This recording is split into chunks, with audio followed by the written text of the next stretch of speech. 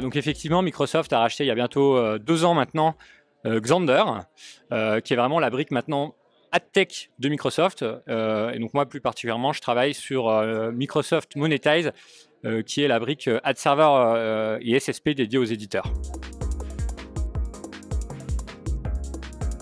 Dans les chiffres qui nous ont parlé, je peux citer la curation. On a vu une forte progression de mémoire, plus 33% de 2023 versus 2022.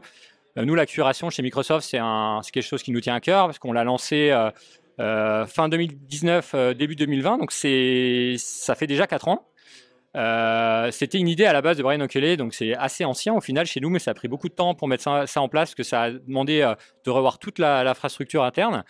Et on peut voir que ça a créé vraiment un nouveau marché, parce que la quasi-totalité aujourd'hui des SSP du marché ont aussi développé un produit de curation similaire.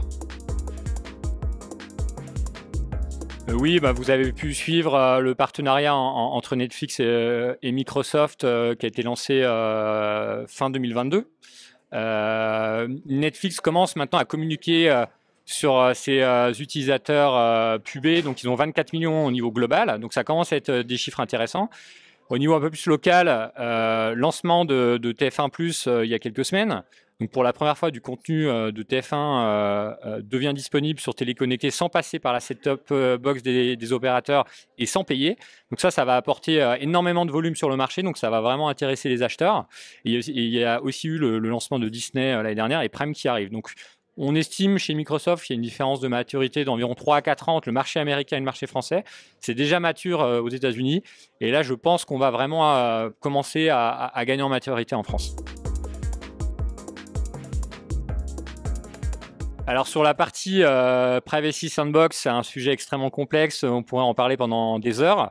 Il y a des débats très houleux en ce moment entre les équipes de l'IAB Tech Lab et les équipes de Google qui travaillent sur la Privacy Sandbox. Il faut quand même rappeler qu'au niveau navigateur, Chrome aujourd'hui c'est 57% de part de marché en France. Donc il y a déjà grosso modo 43% des navigateurs qui bloquent par défaut les cookies tiers. Et il y a quand même pas mal d'attentisme au niveau des acheteurs, même s'il y a eu de nombreuses campagnes de tests qui ont été mises en place. La réalité, c'est qu'aujourd'hui, est-ce que le marché est prêt? Je ne suis pas sûr, même s'il y a beaucoup de solutions alternatives.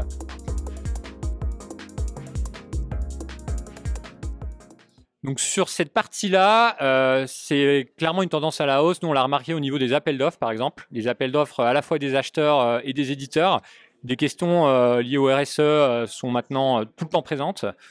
Et après, sur 2023, en début d'année, on a pu voir que de nombreuses régies, en particulier les régies les plus premium, ont commencé à nettoyer leurs fichiers ads.txt pour réduire le nombre de partenaires avec qui ils travaillent.